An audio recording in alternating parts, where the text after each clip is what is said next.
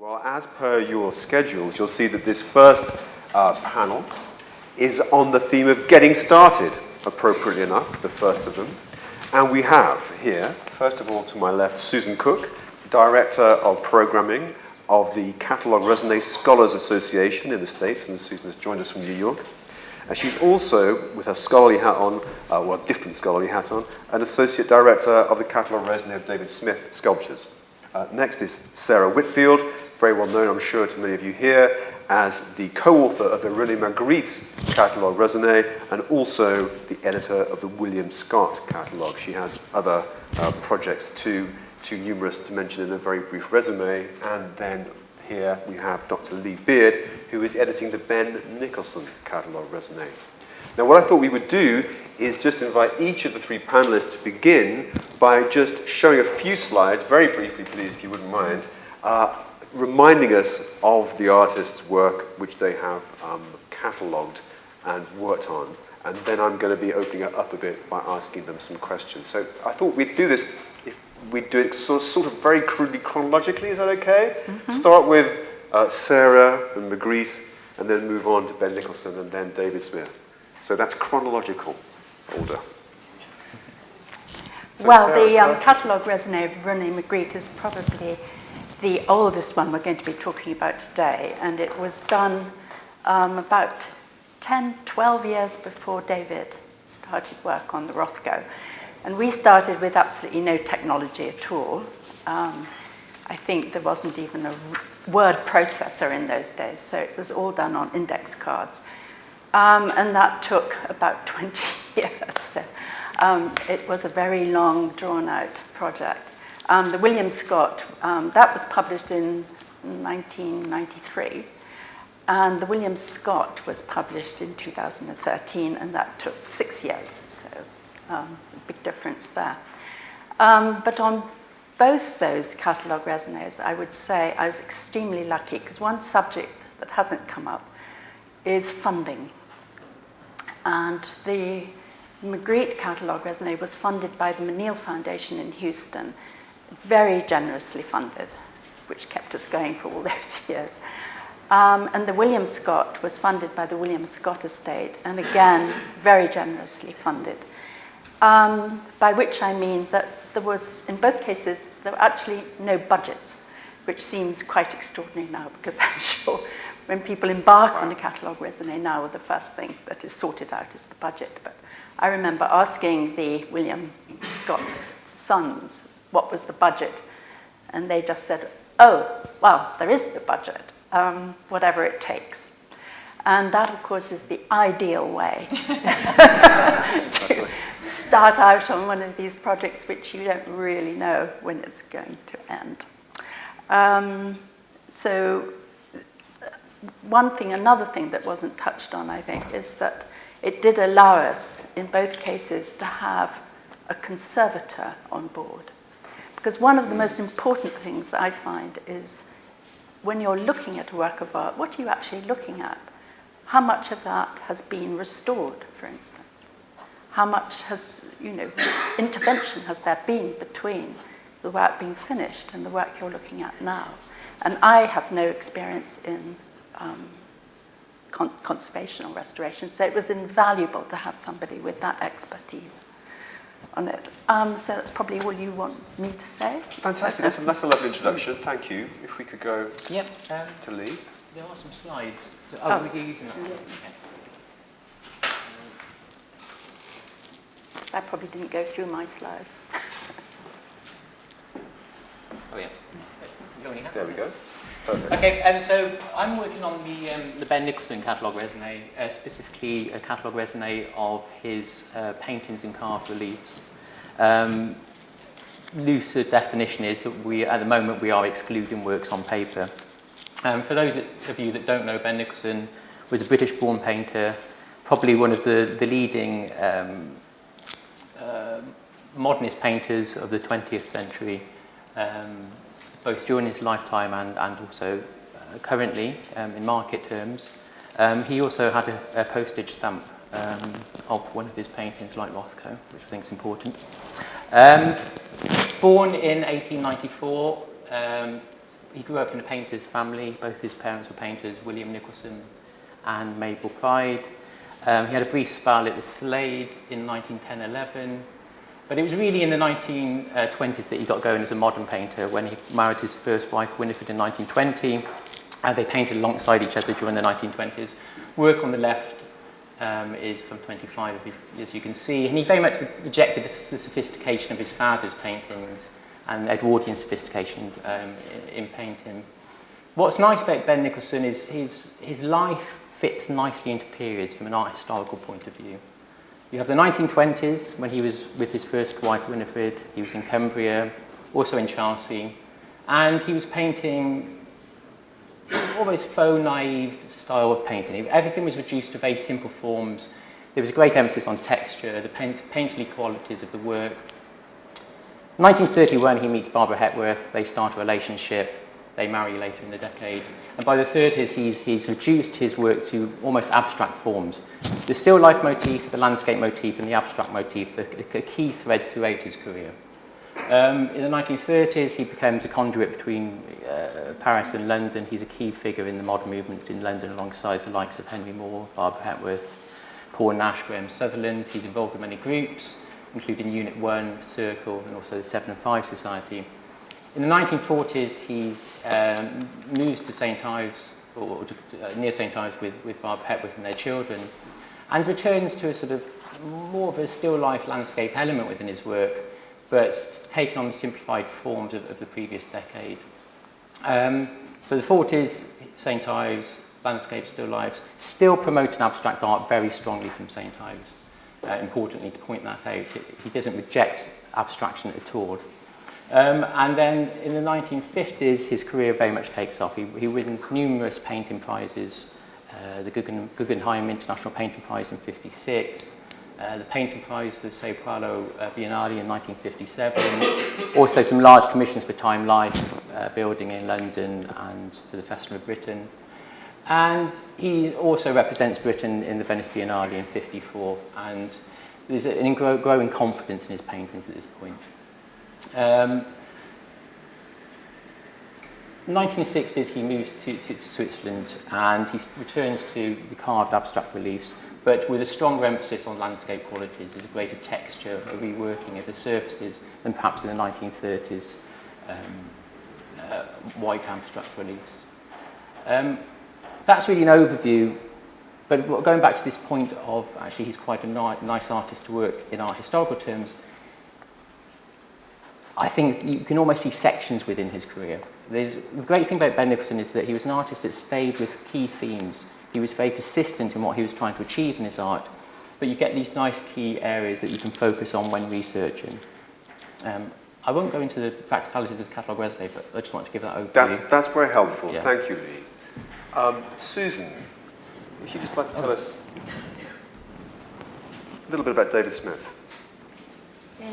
David Smith is the American artist. He is primarily known as a sculptor. He was also a painter, a draftsman, a photographer, a printmaker. Our catalogue raisonné will concentrate only on the sculpture, and we've had some internal debates about what is a sculpture in terms of objects in the inventory that are things clearly made by David Smith, but were they intended to be sculptures? Were they other things, tools, fragments, etc.? But I'll get into that a bit in the panel later in the afternoon. So you're seeing David Smith here outside his studio in Bolton Landing, New York, which is about 3 hours outside of New York City. He moved there in 1940 permanently. It was land he had actually acquired in 1929, and before he moved there, he had primarily worked in Brooklyn. He's seated next to one of his famous sculptures, Hudson River Landscape, which you can see among a number of other great works by him in the Royal Academy Abstract Expressionism show. And then on the other side are three of the cubies for which he's probably best known, the stainless steel, large-scale works. It was a series of 28, and you're seeing 3 of them. And they are also displayed on the terrace of his workshop, and you see some of the landscape behind him in which he installed many of his sculptures. So we have a slight advantage in embarking on the Catalogue Raisonné because we are able to work from the foundation of a Catalogue Raisonné created by Rosalind Krauss in 1969 as her doctoral dissertation deposited at Harvard. It's very unusual, and that they would allow her to work on such a current artist. He had died unexpectedly only a few years before, and I think that's probably why they allowed her to actually look at such recent work. It is a very solid, she worked with the estate very closely at that time. She had access to documentation, to the objects in many cases, and it is very reliable. We will, of course, update it. There are some works which have been discovered since then. There are some works that she excluded, perhaps in terms of a different definition of sculpture than we might apply. But primarily, and I think this is a very valid reason to do a new Catalogue Raisonné, her book looks like that. It looks like a photocopy of her doctoral dissertation with very small, murky, black and white photographs, many of them actually David Smith's photographs, but reproduced in a manner that is barely helpful sometimes in identifying what the objects are. So we will obviously update the photography. We also intend and hope to be able to incorporate multiple views of certain sculptures. If you have a painting, it usually suffices to show the front and to show only one image. With sculpture, there are questions about, is there a primary view? Sometimes there is. Do you need to show multiple sides of an object? If it's a figurative work and you see the front, you generally know what to expect from the back. But if it's an abstract work, I've personally been often very surprised and startled by seeing the backs of objects. And it was essential to David Smith that his works be understood in a full 360 view. This complicates, however, issues of layout and design, can increase the cost for a Catalogue Raisonné, and we've had many endless discussions about how do we select a view. In some cases we rely on what David Smith himself in his own photographs seemed to prefer as a primary view, but it becomes a complicated question when you have access to contemporary photography, which opens up a lot of choices for you. We also want to make it clear to people who only know David Smith's work from a small number of objects like the stainless steels that his body is quite extensive and very heterogeneous. It is very commonplace as time recedes after an artist's work is produced that the story shrinks to a few high points. And it becomes something that is key to identifying perhaps what is considered the masterworks, but it is not really helpful in terms of understanding sometimes the integration among works done in different styles and different media over time. So you're seeing here an array of objects. He worked in wood, painted wood. He actually started as a painter before turning to sculpture. Coral, marble, silver, stainless steel, painted steel. And so you see in this summary picture a wide variety of objects, and we want to sort of bring that, we want to make it visible again to the scholarly public and to the curatorial and general art market as well. Fantastic. Thank you, Susan. So we have here three people who either have done it or really are doing it, compiling Catalogue Raisonné of artists who are flourishing in the first part or the middle of the 20th century. And we've seen that bigger picture. I'd like now, if I can, please, with this panel to start digging down a little bit and get a little bit personal, only a little, and to ask, and maybe we could just do this in reverse order and start with Susan, and ask, how is it that you have ended up doing this, if you wouldn't mind answering that? How is it that you three have emerged as the appropriate people to take on these projects? How did you get to it? And why now? Or why did it begin when it did? It's a question I've often asked myself because I have very clear memories in graduate school of visiting a professor who was doing a Catalogue Raisonné on file cards and thinking never in a million years would I want to do something like that. I had worked as a curator at the Whitney Museum of American Art as part of a team that did a large exhibition called The American Century, which was vast in its width and about an inch deep, necessarily so because we were trying to cover such enormous territory. So I, at the end of that, was looking to do something that allowed me to do the opposite, really to go more deeply into an artist's work, although I had some hesitations of whether that would sustain me for a long time. And as an opportunity came up from the David Smith estate, which had essentially been, and still is a private family collection, is not a public or nonprofit foundation. They were moving their archives and office out of their home and wanted to take on a more public and active role and to, in a sense, professionalize their operations. So they were looking for someone with art historical training. I knew a little about David Smith's work, but not a great deal. And initially, I was not brought on to do a catalogue raisonné. We had an internal inventory that the estate had updated, but over time, and I would say about 7-8 years ago, really the idea crystallized to take on in an organized fashion a catalogue raisonné project. I think it had to do in part with the daughters of David Smith, who were quite young when he died, and are now in their close to 60, thinking about legacy, thinking about what they would like to leave behind for future generations, their own family, or for scholars, in terms of a document of their father's work. I think they have an interest in the market and bringing his work to greater visibility at the market level, to curators, etc. So those were the primary motivations, I believe, of why they embarked on this project, which we hope to publish around 2020. Fantastic. Sarah, could you cast your mind back to how it all began and why? Well, the Magritte catalogue raisonné began in a way that I don't think maybe any of the other catalogue raisonnés we'll talk about today probably began, and that was with the Menil Foundation. Jean and Dominique de Menil were great philanthropists in Houston, and Dominique particularly thought of the collection of art that she and her husband made as a sort of social project, teaching, bringing culture to Houston, is how she put it.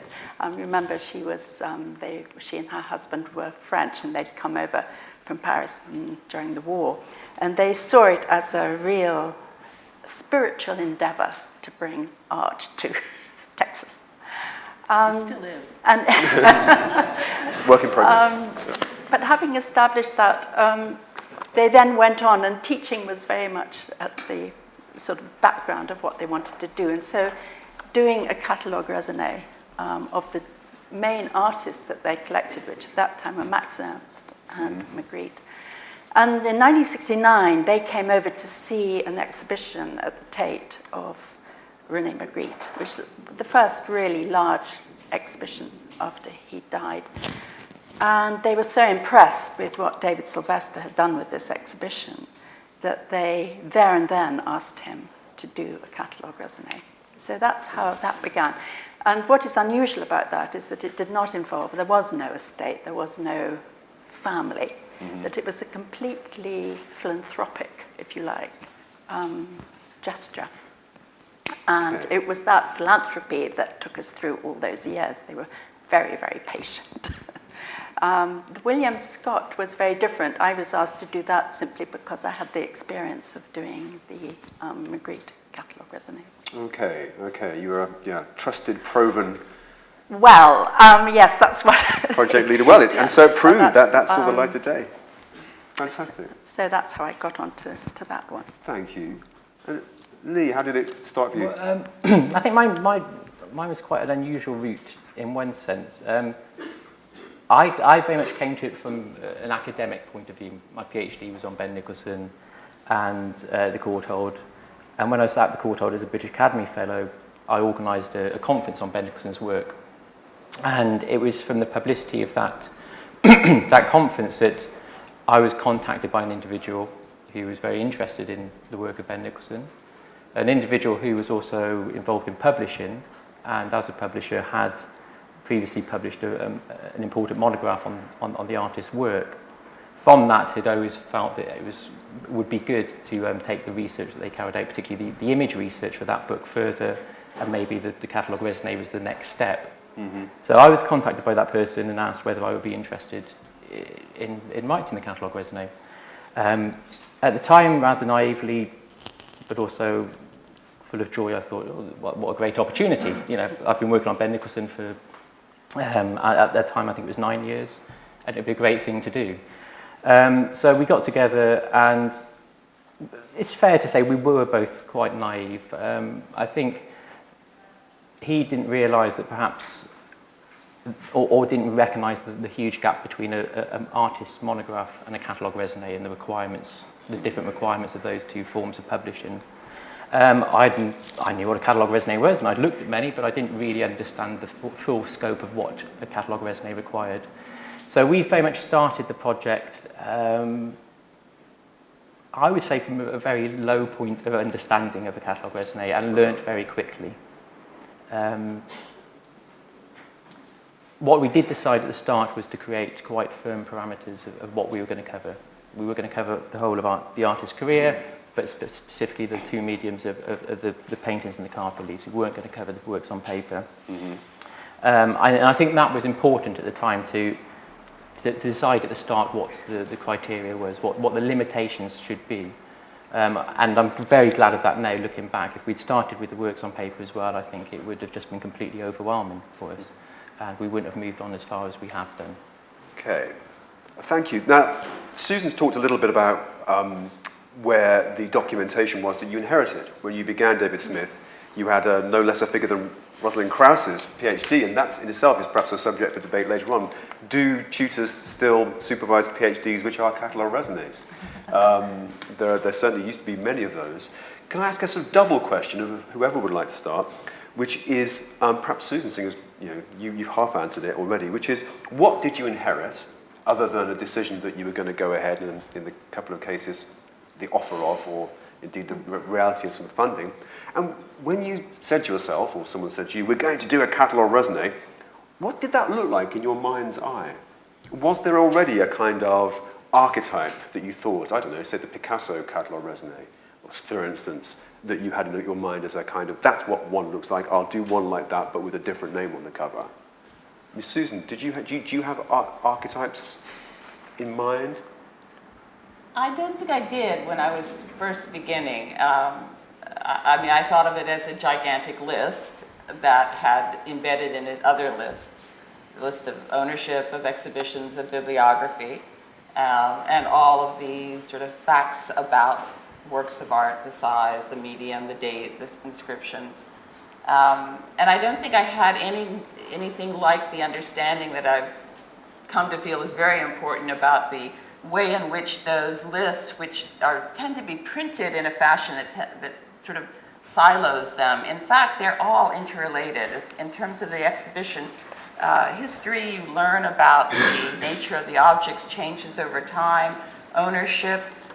In terms of writing an entry about any single work, you're necessarily going to be looking at all of those components in order to tell the story of that work and then to fit it into the larger story of the development of the artist's work. So I have found myself going back again and again at different points and looking at other people's catalogue raisonnés and understanding better what they were doing, reading their user guides, noticing how they handled a particular problem that I hadn't really thought about beforehand. So it's a highly iterative process, reiterative process, in terms of working with your own material and then trying to set it in context of what current standards are. And ultimately, you want to both to meet those sort of professional standards, but as someone advised me early on, you want your catalogue raisonné to be distinctly recognizable as the expression of an individual's work.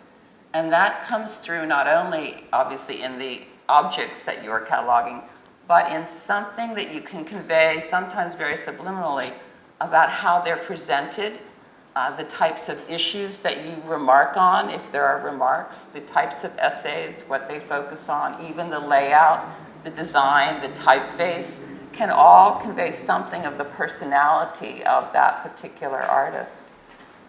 Okay.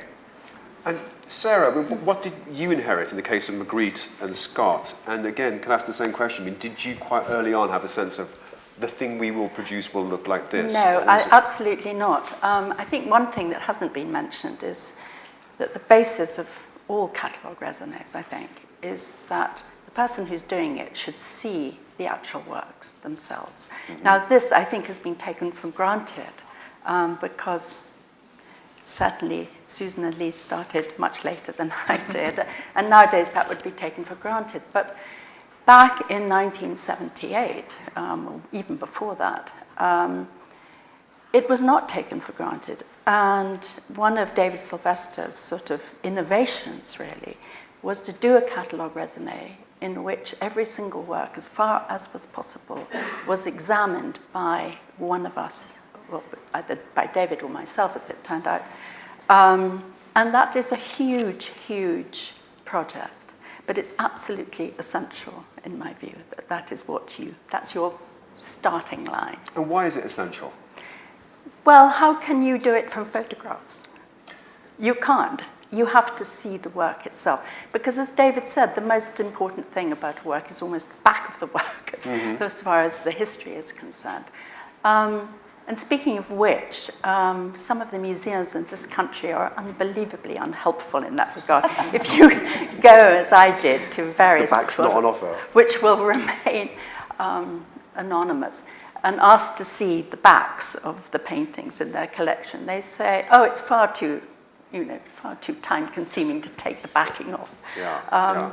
But yes, of course you have to examine the work itself if you're going to do an efficient catalogue raisonné. And just pushing on that, just for the sake of everyone here, I mean, this is something we'll come back to much more later. It wasn't so much about telling a Magritte from a fake Magritte. It was about using the evidence of the entire object for the art history being undertaken. Yes. Yeah. Yes, but I mean, obviously, it is only by looking as much as you possibly can that you're going to be able to tell when the fakes, appear. And in Magritte's case, there are hundreds of fakes. I mean, there are, and they come back again and again onto the market. And maybe that's something we'll touch on in authentication. But because of legal problems, you cannot nowadays tell somebody they've got a fake with them. Right, as we were hearing earlier. Yeah. So... and your so-called, or as it were, in effect, authentication committee was worked with the late David Sylvester and yourself. Well, the authentication committee started actually much later in 2000, after the catalogue raisonné. The two of you who did the legwork and did the viewing. We did the legwork, yeah. Yeah. And Lee, in the case of Nicholson, you have the issue of needing to see the things very carefully. Oh, yeah, I completely agree, yeah. I mean, I think you need to see, practicalities, you're not going to see everything, but I think you try your hardest to see as much as you can. And then going back to the point, the first question you asked about, was there a vision of what the catalogue raisonné would be? Yes, that's right. What did you I'd certainly not, in no way whatsoever. And I'd probably say also still now, I don't have a vision of the completed catalogue raisonné. But what I did do at the start, and I was very adamant that this should be the way to do it, was although I'd spent that period of time working on Ben Nicholson before, in a way probably dealing more with theoretical issues and thinking more about wider concepts and issues in art historical context, I wanted to really strip everything right back to the bare essentials of what a catalogue raisonné would be. And I wanted to make sure I avoided any assumptions of thinking that I knew what Ben Nicholson was doing at any particular time. So I really wanted to reduce everything. And this was helped by, I suppose, working with someone on designing the database, saying, well, what are the key facts you need to establish for a catalogue raisonné? And working from that point upwards. Also building a very strong chronology, working thoroughly through the artist's biography, and just making sure that I felt like I had all bases covered in terms of knowing Ben Nicholson's career, and then looking at the works within that. Okay. and then looking at them as objects.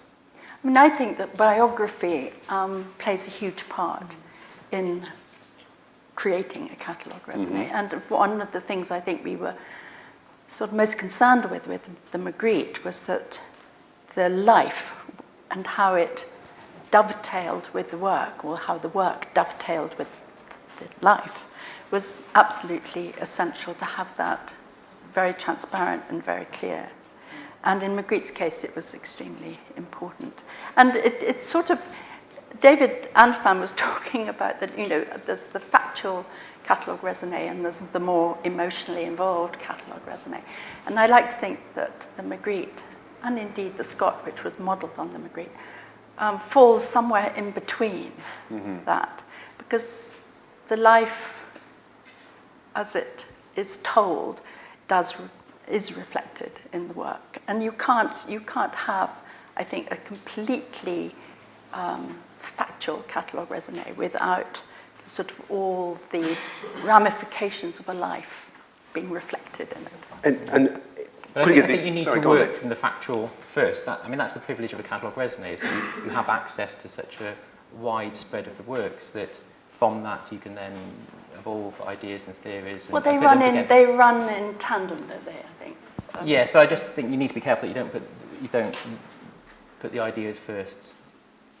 I think the object needs to come first, and the ideas come from having that knowledge of those objects. But I think, and I agree with you, except that I think the question of what is a fact and what is an assumption is something that we've had to look at again and again, because even though we have an earlier catalogue raisonné which might spell out the facts, the size of the object, or how it's described, or even its material nature, we have gone back to re-verify that, and in some cases found information that seems to be different. And Sarah mentioned working with a conservator, and that has proved to be very useful to us, because I can look at an object, but if I look at it with a conservator, I will see different things, and I will understand what I see in a different way. And that's been critical to understanding the working process, the changes in the object over time, which Smith often made, sometimes major, sometimes minor, even to the level of when we're getting ready to actually describe, is it stainless steel, is it steel, varnished, polished, is it, et cetera, sort of remembering that there are bronze elements in some of his steel works, and trying to sort of call out those specificities, because it's also a key to people to look closely. If they know there's bronze, they're going to go look for the bronze, and they're going to see it in a way that if all you do is describe it as steel, they don't look very carefully. And we've learned that lesson ourselves from having to look again and discovering that there are layers in description that are, so the facts both grow and they alter and they proliferate, and they ultimately, you hope, sort of speak to each other in some way. I think that's because obviously we're meant to be talking about the starting point, and I think that's something that is essential when you do start, is that you create this paper trail. So every piece of evidence, every piece of information that you put into the database, you know exactly where it came from. Well, so many works are miscatalogued, actually. This is one of the reasons why it's so important to see them. There's works that could be catalogued as oil turn out to be in gouache. So it's not an absence of information, it's it's bad wrong information. Yes, it's wrong information. But that's why you need the paper trail, isn't it? Because you need to know. Yes, but it's why in the first case you actually need to see the work, and you need to see in all its physical sort of I've been struck just by listening to you three, that I'm hearing a lot of emphasis on depth, getting deep into the individual artist, vis-a-vis breadth. Not that breadth isn't important, and that takes me back to what something David said, I'm sure we were all struck by and moved by, which was that if you had to jettison either the introduction or the catalogue, you'd jettison the catalogue, because the catalogue, from a literary point of view, as it were, from an art historical point of view, is a huge preliminary warming up operation to deliver the mother of all poetic interpretations. I'm putting words into your mouth, David, I'm very sorry. But I'm hearing something not massively different here, that this is, the catalogue raisonné for you authors, is, to state the blindingly obvious, a literary genre still, ultimately. You're aiming towards understanding an artist. It's not just a database. Well, I totally agree with Susan that every catalogue raisonné should be tailored to that particular artist. There isn't one size fits all. Yeah. Absolutely. And Susan talked about the design. And this is where they went so terribly wrong, which I hope we will come back to, where they went so terribly wrong on the Andy Warhol catalogue raisonné, because nobody stopped to ask themselves, what sort of artist is this? And that's, I think, the first question you almost have to ask, who are you dealing with?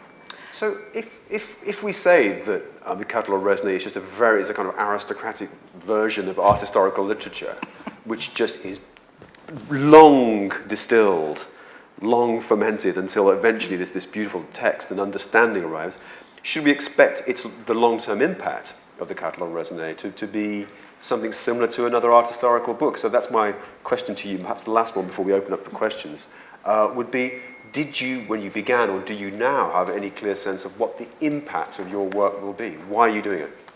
Well, yeah, I think why I was so fascinated by it and why I went on to do another one is that you actually do begin to understand a little bit about how an artist works. I mean, without being an artist, you just do start to get a little insight into how a work of art is created. And that's what I mean by each catalogue raisonné has to be different, because every artist is different.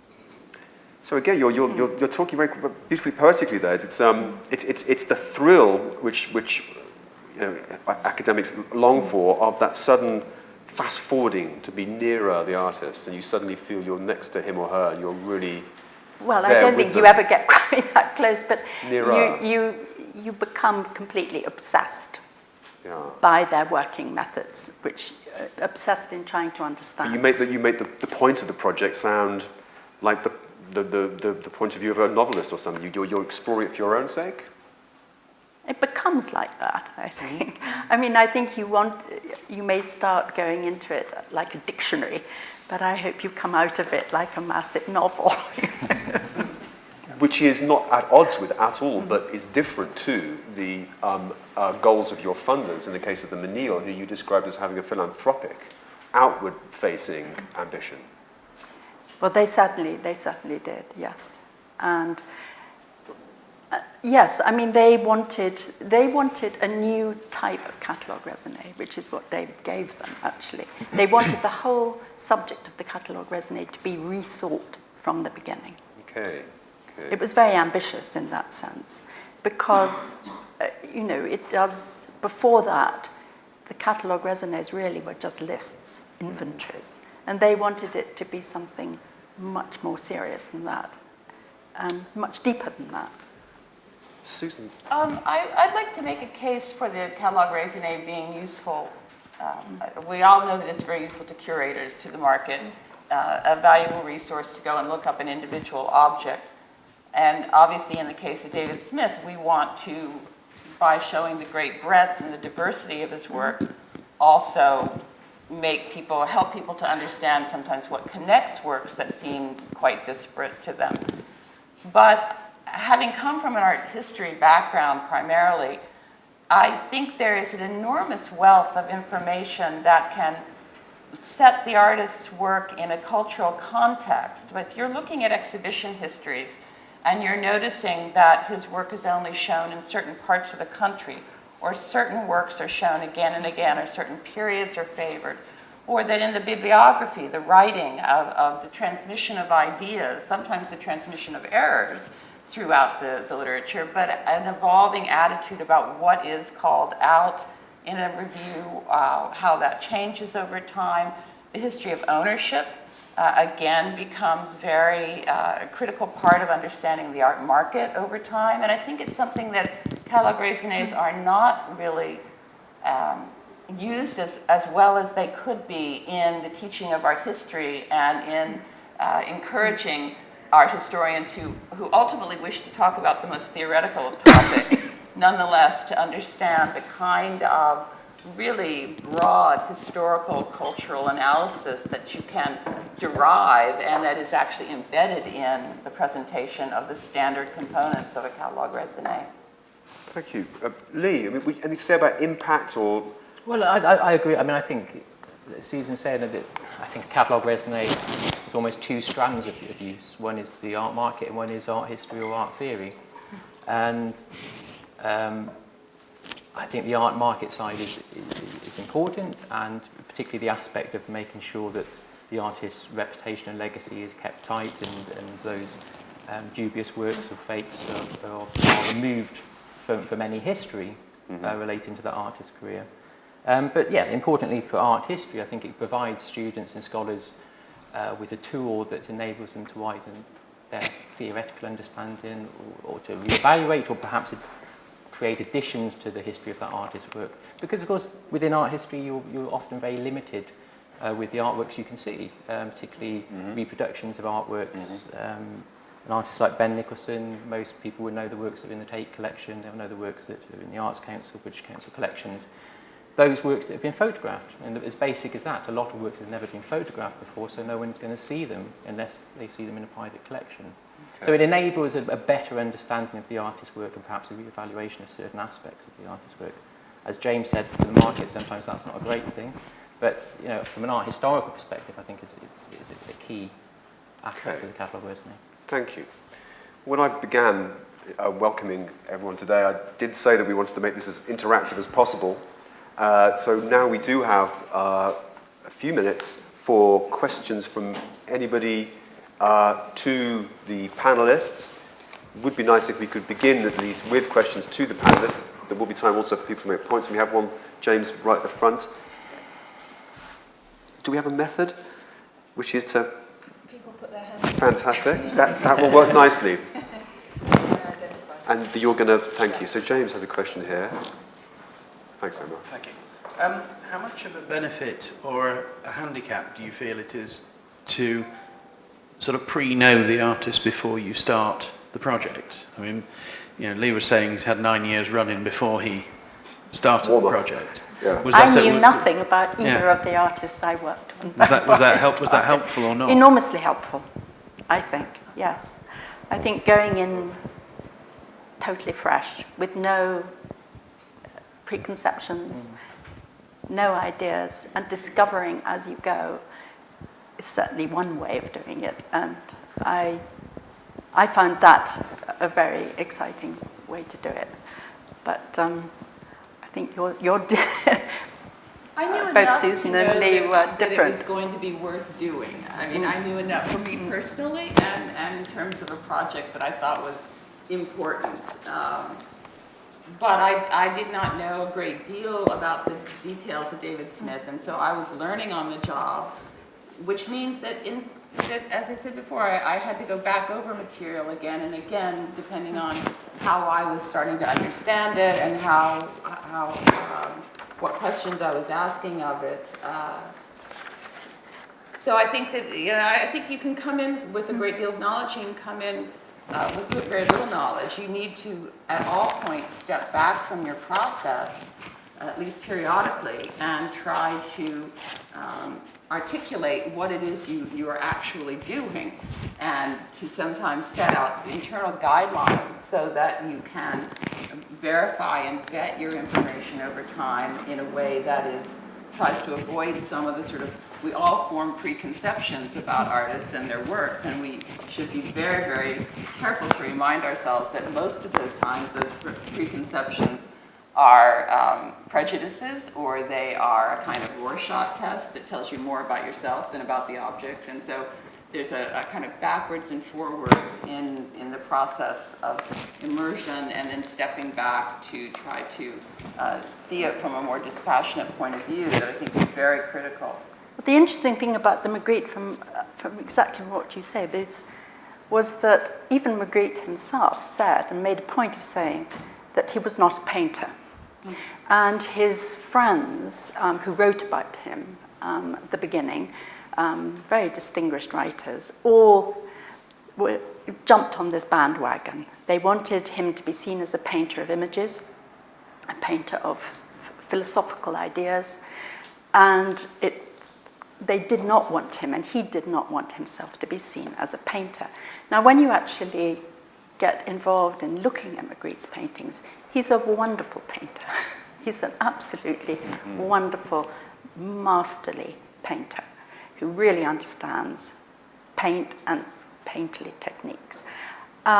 which is where all the fakers go wrong, because they buy into this idea that he's a painter of images.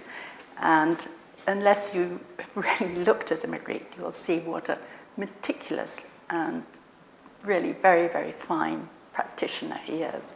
So that to me is, in his case, was why it was so important to see as much as possible. And, well, I mean, as I said, I've mentioned it before. When I started, I was keen not to make assumptions, to think that, you know, I knew certain things too well. But I mean, having that time of looking at Ben's work previously and studying the wider context obviously helped, because it provided me with shortcuts. You know, names meant something to me. You know, there's associations, critics, events. I was quickly able to read into the shorthand a link that made things possible in terms of the development of the project. But no, I'm clear that I don't make assumptions. I think it's a big mistake to make. I'd like to get some more questions. We have, I think, Davey might have just got his hand up first. It's really it's less a question than a comment, and one of the things that fascinates me is how incredibly diverse the different getting started for different catalogues Raisonnay has been and is. And if you think, for example, Clifford Still, the museum holds 95% of his work. So it's a foregone conclusion, it's a fait accompli. And that's a clean break as well. But an exact opposite extreme to that, you have Rothko. And Rothko was in fact begun by someone other than myself. And I was told, and had little reason to doubt, that the reason that person had been chosen to do it was because she was the babysitter of someone who was on the board of the Mark Rothko Foundation. And I have to say that at that point she had no expertise in that area whatsoever. In fact, she would be working on trying to do an MA on medieval stained glass. But the reason I bring this up is because I did inherit some of her papers, but probably not the ones I should have got. And the ones I got were full of, well, what that person seemed to have done is to have written 1 or 2 page essays or texts on the different mature Rothkos, along the lines of, this is a very brooding painting, blah, blah, blah, and blah, blah, blah. And what I'm saying is, I don't think at that point that person knew what a catalogue raisonnée was. Yeah. And was really mistaking it for something much more like an exhibition catalogue. Yeah. And I inherited, I didn't have a clean start, you know, and that complicates things. That's why I was kind of interested in the, which we can carry on exploring later, or informally, is just what are the models for a catalogue raisonnée. I think that's perhaps a rather academic question, but we often, exhibition catalogues have certain key models that were evolved at certain times. I'm not meant to be asking questions. There's a lady right there, 3rd row. Hi, thanks very much. Each of you said you didn't have a clear idea of what the catalogue raisonnée would look like. And there was a comment made by Nicholas about design, which was sort of not picked up. And I just wondered whether you thought that it was important to work alongside a designer, and at what point during your research and your project, if you did think it was important, you'd bring the designer in. I do think it's critical to work with a designer. I think it comes fairly late in the process. You have to have a clear sense of what you are trying to convey, even if you don't yet know exactly how you want to visualize that in terms of layout and format. The traditional method, of course, is to do everything in as strict a possible chronological sequence as you can, but that usually runs directly into the problems of disparate size of objects, and if you want to try to keep some indication of, and also which works you think need to have, because of their quality or their significance in the artist's career, a full-page illustration as opposed to a quarter page or a half page, or how many need to have auxiliary images, or how many have no exhibition history, and bibliography, and others have massive pages. So those become very practical issues that can be very difficult to, for me at least, as not a trained typographer or designer. We started really working with someone at the point after we had made a proposal to, we made a decision to do a print publication, made proposals to publishers. That itself was very helpful in terms of really having to articulate why our project was worthy of a publisher's interest, who we thought the audience would be, what the physical components would be. And then as we sort of tried to do a few little mock-ups of what we thought pages might look like, that started the process of realizing, one, we needed to work very closely with a designer. Designers tend to want you to present all your material to them first, and then they also want an order. That's what I get from every designer. You tell us the order, you tell us the components, we're not the art historian, then we'll help you achieve your vision. And so far that is how it's working out for us. I think you have to be careful also to make a decision is whether you're going to allow the design to privilege certain works. In other words, although you may be careful in the text not to say this work, in our opinion, is a more successful work than another, the design might say that for you. I think it's very important to avoid that as far as possible, and that the works should be presented as, whether they are or not, to be of equal value. So I'm rather against the sort of full-page illustration for some and the small illustration for others, because that seems to me to be a level of interpretation I'm not sure the catalogue raisonné should be doing. No, I agree. I think that's not the job of a catalogue raisonné. Catalogue raisonné is there to present the works on an equal standard. As an equal And obviously playing some are going to field, have a very interesting exhibition history and others will have none. It'll come out in the Yes, in, and I in think other that's ways. why the design element of having scale within a catalogue raisonné, if it can be done. Well, actually, I'm going to take effectively. issue with David here because, in fact, the Magritte was done to scale. Oh, that's interesting. Yeah, we did try to, distinguish between the big works. Just the format in which they're reproduced was done to scale. I mean, obviously the design issue becomes problematic when you have a large mural piece. It's certainly everything else has to be thumbnail. But you can work around that. But I think that's.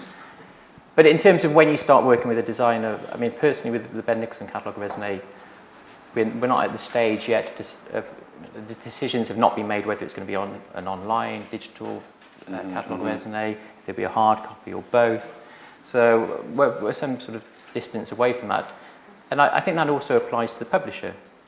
Lots of people, for the Ben Nicholson catalogue raisonné project at the moment, we're at a stage where we're attempting to set up as a foundation.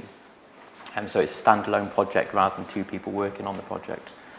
So I'm thinking through a lot of these issues at the moment. But certainly the question of publishers and designers, I think, is further on. Yeah. And even though some people are saying, well, who have you got to publish it? I think at this stage it's not important because the most important thing is for the research to be done to a level that you can control where it goes next. It is a fundamental relationship, isn't it, that you learn to really value as an author, perhaps more than you realised you would when you begin. Let's try and squeeze in two more questions. There's a lady in the fourth row near the aisle.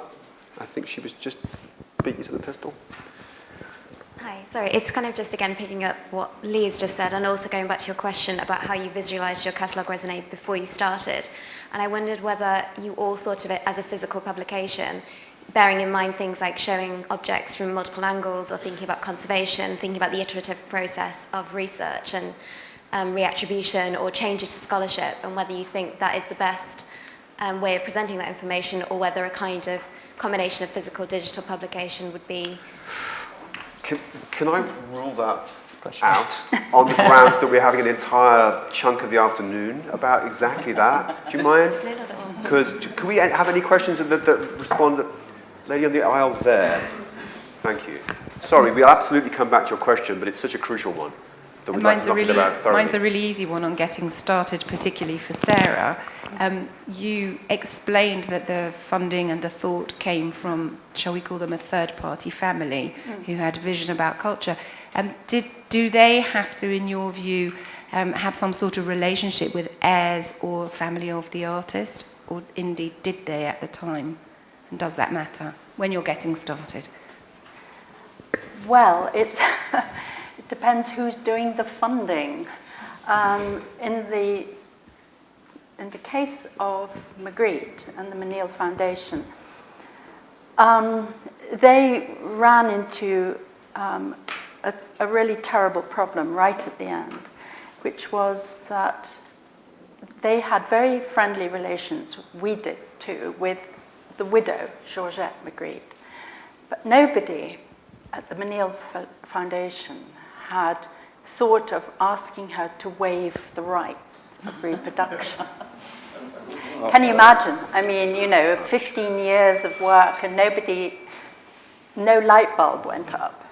So she died in 1984, something like that.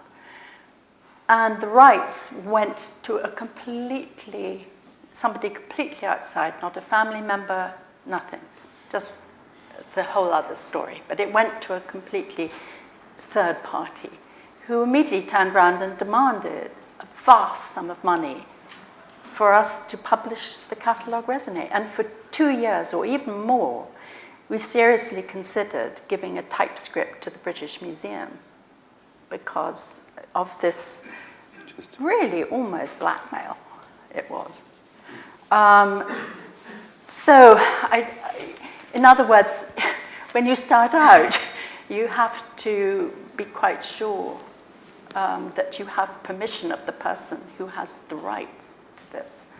In the case of the William Scott catalogue raisonné, it was funded by the Scott family, who, of course, therefore they had the rights. So that was not a problem. Thank you. Any last response on that, briefly, because we need to have our comfort break. I would just add that I agree that absolutely you have to secure the rights, but you often have to secure multiple rights because the David Smith estate holds the copyright to the reproduction of any David Smith object. That doesn't mean we have a good photograph of it. That doesn't mean we don't have to go to and pay perhaps a layered right on top of a photograph provided by the Museum of Modern Art will charge us a fee. Because it's sculpture, there's a greater area in which a photographer can claim interpretive vision because it's not a flat reproduction, it's not as neutral. And so there are photographers whose works we do or don't use depending on how expensive they are. And it can add, so it's a quite complicated issue in terms of the rights. But yes, you basically want to start and hope that there's someone who's in favor of your project and understands the value in the, not just the monetary sense of what they might recoup from charging you fees, but the greater value that spiritually as well as monetarily they'll get from assisting you in doing a catalogue raisonné. Okay. I'm going to call an end to that panel there.